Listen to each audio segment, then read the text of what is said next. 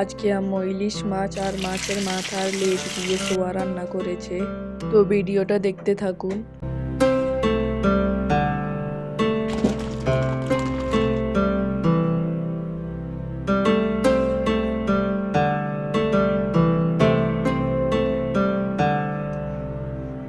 বিসমিল্লাহির রহমানির রহিম। আসসালামু আলাইকুম, ওয়েলকাম টু আনাদার ভিডিও। কেমন আছেন সবাই?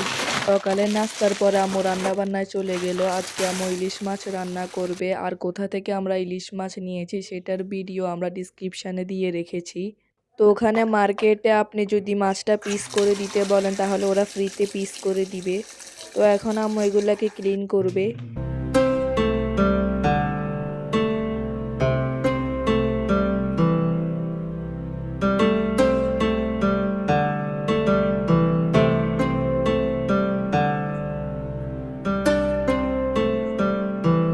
তো এখানে আম্মু লবণ মরিচ হলুদ দিয়ে এগুলাকে মেখে নিচ্ছে।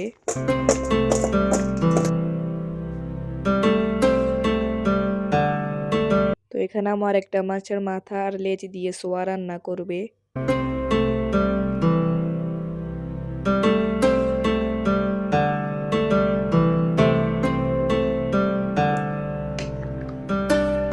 তো এখানে আম্মু সোয়া হলুদ আর লবণ দিয়ে সিদ্ধ করে নিচ্ছে।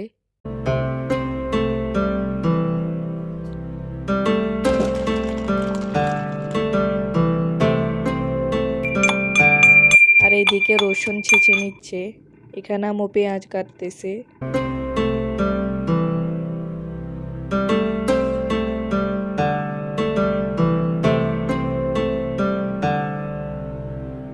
তো এখানে আম্মু সরিষার তেলে ছেঁচে নেওয়া রসুন দিয়ে দিল।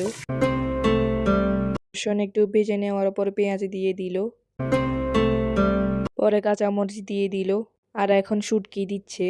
তো এই শুটকিটাও আমরা ওই মার্কেট থেকে নিয়েছিলাম।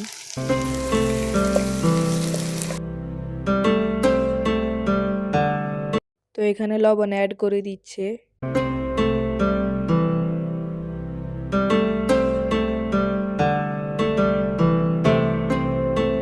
তো এখানে মশলাপাতি দেওয়ার পর মিক্স করে নিয়ে গরম পানি দিয়ে দিল মশলাটা কষানোর জন্যে।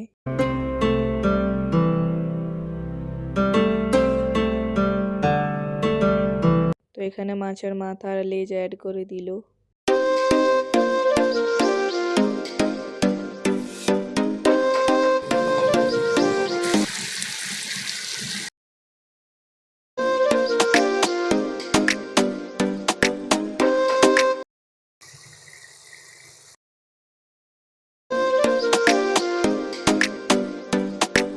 তো এখানে আম্মু আগে থেকে সিদ্ধ করা সোয়া দিয়ে দিল।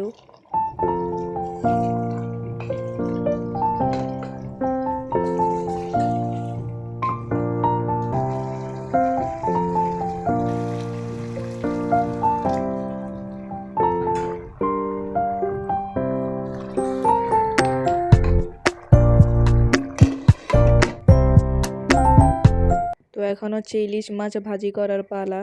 তো ভাজি করার জন্য আমরা সরিষার তেল ব্যবহার করতেছি।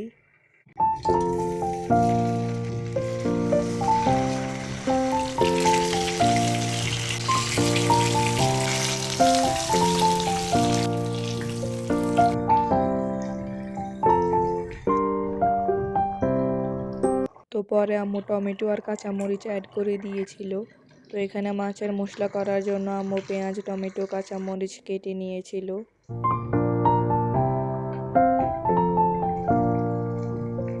এখানে আমাদের মাছ ভাজি করাও শেষ।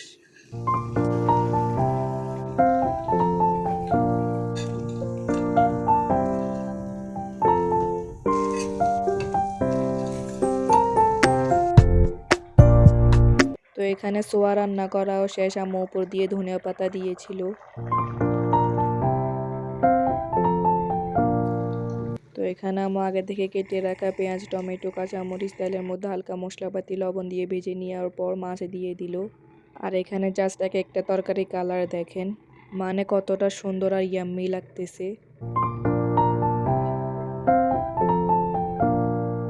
আর এখানে ডালও আছে।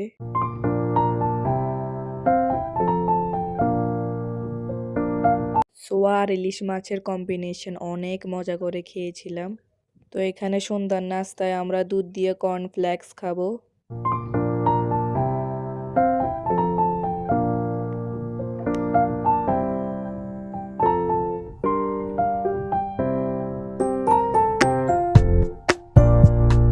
অনেক মজা করে সন্ধ্যার নাস্তা সারলাম।